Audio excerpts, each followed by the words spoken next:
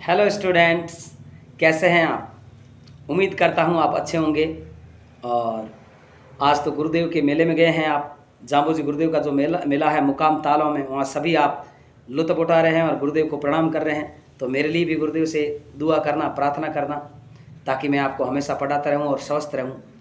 तो आगे अब देखिएगा, आज जो हमारी क्लास शुरू होने वाली है वो है गुरुदेव जाम्बू जी के बारे में। आज हम पूरी बात करेंगे, तो आपको ये क्लास पूरी देखनी है। पूरी क्लास देखने के बाद आप कमेंट कीजिएगा कि आपको क्लास कैसी लगी। हाँ, आपको कह रहा हूँ, आपको, हाँ आपको। तो आप प्लीज़ ये क्लास पूरी देखा करो। आप बीच में क्यों जाते हो? पूरी क्लास देखो, आराम से पूरी सुनो। एयरफोन लगा के सुन लीजिए और क्लियर सुनाई देगा, वरना सीधा भी सुन सकते हैं आराम से। मेरी आवाज़ तो तेज़, आपको पता ही, आप स्कूल में पढ़ते हो, मेरे पास कितना चिल्लाता हूँ आपके लिए, आप आराम से सुन सकते हो।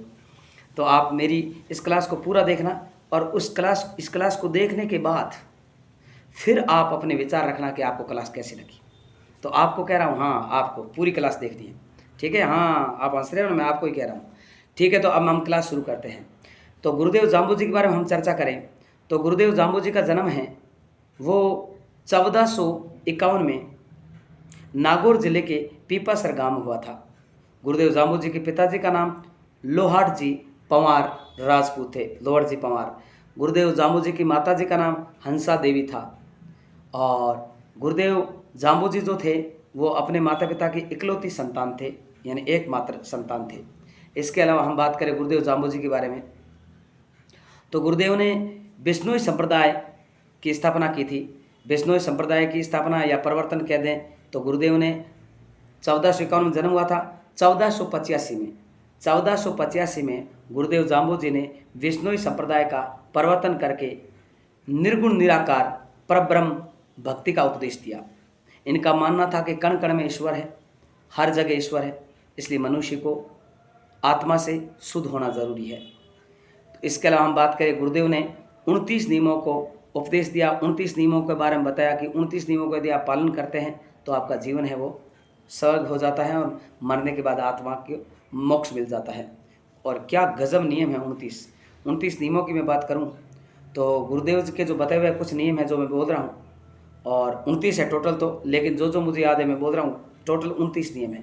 हम बात करें तो गुरुदेव का नियम है, सबसे जो महत्वपूर्ण जो नियम है वो हरे वृक्षों की रक्षा करना और जीवों पर दया करना।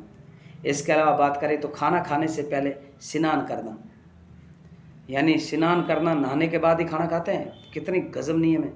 उसके अलावा दे रखा है कि रजोसला जो स्त्री होती है वो रसोई नहीं बना सकती।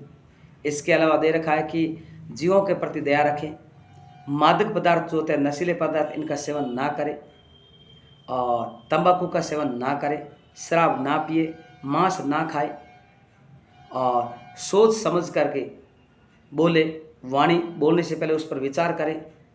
क्या गजब नियम है गुरुदेव के, प्रणाम करता हूँ गुरुदेव को। तो 29 नियम हैं। इन 29 नियमों का यदि आप पालन करते हैं, वाकई में आप धन्य हैं, आप भाग्यशाली हैं, आप लकी हैं कि आप इतने पवित्र बन जाते हैं जिसका मैं मतलब शब्दों में बयां ही नहीं कर सकता। तो बिश्नोई भाइयों को मैं प्रणाम करता हूँ। क्या गजब आपके नियम हैं। आई लाइक योर रूल्स, मुझे आपके नियम बहुत पसंद है। इसके अलावा हम बात करें तो ये जो हमारा बिश्नोई संप्रदाय है, ये तो इतना पवित्र, इतना बड़ा संप्रदाय है जिसके बारे में तो भगवान भी, मतलब मैं तो कहता हूँ ईश्वर ने भी सोच बना करके, ईश्वर भी सोच रहा होगा कि कितना अच्छा मैंने संप्रदाय बनाया है जो जीव जंतुओं के लिए, हरे वृक्षों के लिए अपने प्राण तक त्याग देते हैं। बिश्नोई तो वाकई में, मतलब जैसे मैंने बताया था, अमृता देवी जी जिसके बारे में पहले क्लास में चर्चा कर चुका हूँ, उन्होंने जीवों की, पेड़ पौधों की रक्षा के लिए अपने प्राण तक त्याग दिए थे। तो ये तो इतने बड़े लोग होते हैं कि पेड़ पौधे और प्राणी, वन्य जीव हैं, इनकी रक्षा के लिए अपने प्राण तक त्याग देते हैं। वाकई प्रणाम है इनको, बार बार प्रणाम। हमारे स्टूडेंट है वो बिश्नोइयों के स्टूडेंट, ये इतने प्यारे बच्चे, इतने समझदार बच्चे हैं वाकई में। और इसके अलावा हम बात करें गुरुदेव के बारे में, तो गुरुदेव के जो प्रसिद्ध मंदिर हैं जाम्बू जी गुरुदेव के, एक तो हैं आपके मुकाम तालवा, जो सबसे पवित्र मंदिर है मुकाम तालवा, जहाँ पर गुरुदेव के टोपी की पूजा होती है, कैप की, गुरुदेव की टोपी की पूजा होती है मुकाम तालवा। इसके अलावा हम बात करें, गुरुदेव का एक मंदिर है जो जांगलू के अंदर चींपी चोला मंदिर कहलाता है, वहाँ गुरुदेव के चींपटा और चोले की पूजा होती है। इसके अलावा इनका मंदिर आपके लोहावट, जो फलोदी अब जिले में आता है, वहाँ पर भी एक मंदिर है जिसमें गुरुदेव के पैर के चिन्ह की पूजा होती है। और पीपासर जहाँ गुरुदेव का जन्म हुआ नागौर में, वहाँ पर गुरुदेव जाम्बू जी का मंदिर है, वहाँ पर गुरुदेव के जो खड़े हुए उसकी पूजा होती है। इसके अलावा जाम्बा जो फलूदी ज़िले में एक जाम्बा गांव है, वहाँ पर भी गुरुदेव का प्रसिद्ध मंदिर है। तो ये हमारे प्रसिद्ध मंदिर है। इसके अलावा जोधपुर ज़िले की पीपाड़ तहसील के रामड़ावास गांव में भी गुरुदेव जाम्बू जी का प्रसिद्ध मंदिर है। राजस्थान में बहुत सारे मंदिर है गुरुदेव के। इसके अलावा हम बात करें गुरुदेव का जो मुकाम तालाब है वो सबसे पवित्र माना जाता है मंदिर, सबसे पवित्र। और इसके अलावा समराथल जो दौरा है वो भी गुरुदेव का पवित्र दौरा है, जिसे धोक दौरे के नाम से जाना जाता है, जिसे धोक दौरा कहते हैं। ठीक है। और इसके अलावा गुरुदेव ने जहाँ जहाँ उपदेश दिए वो स्थान साथरिया कहलाया। और इनका जो कार्य स्थल रहा है गुरुदेव का वो समराथल दौरा ही रहा, जहाँ पर गुरुदेव रह करके गुरुदेव ने अपने कार्य उपदेश वगैरह दिए थे। ठीक है। और जहाँ जहाँ उपदेश दिए वो स्थान क्या कहलाया? साथरिया कहलाया। इसके अलावा हम बात करें गुरुदेव की, तो गुरुदेव विष्णु के अवतार थे। और एक घटना आपको बहुत ही महत्वपूर्ण घटना बताऊं तो गुरुदेव जब थे, हमारे लोक देवता जो राजस्थान के जो संत है, प्रसिद्ध जो संत है जाम्बू जी गुरुदेव, इनके समय दिल्ली का राजा था जिसका नाम था सिकंदर लोदी। याद रखिए, सिकंदर लोदी।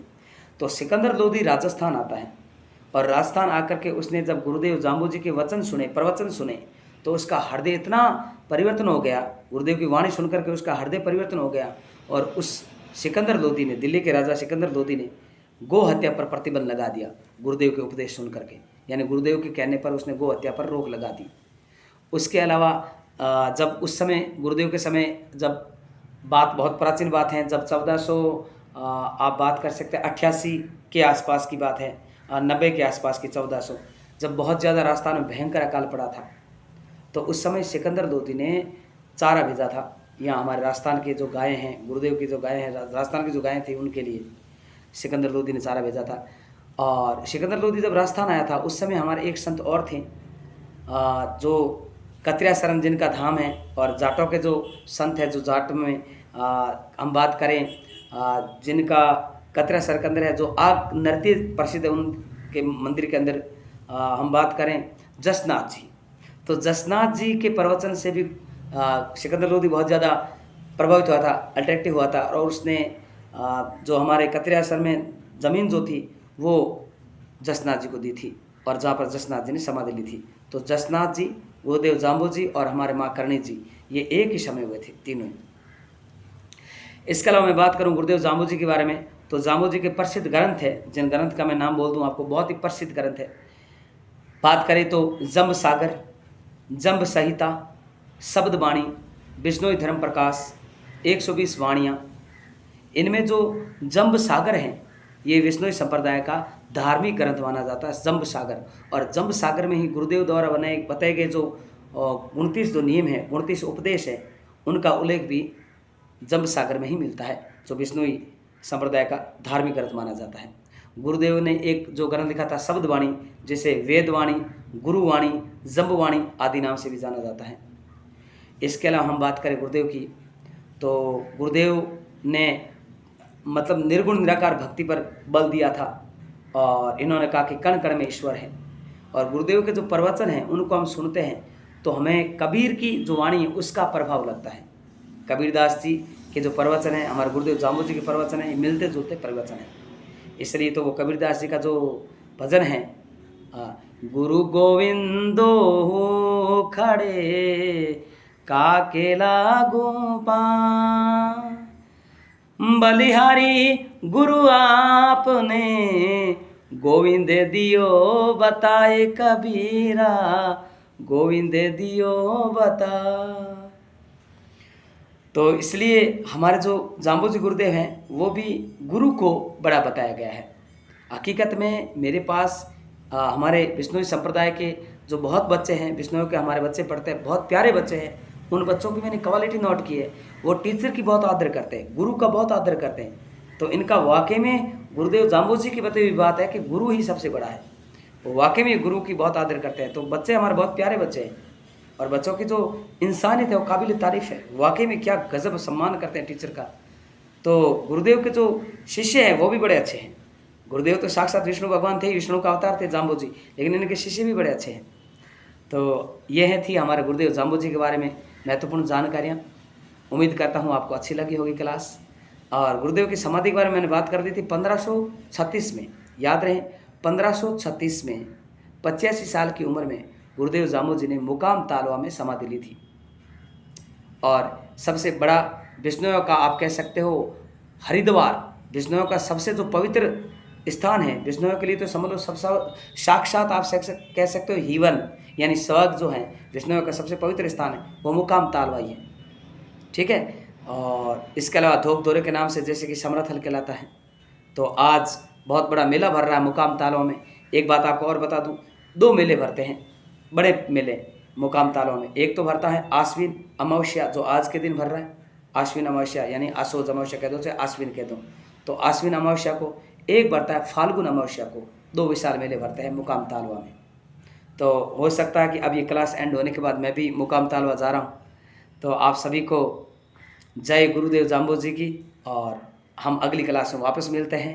जय हिंद, जय भारत और जय गुरुदेव, जय श्री राम।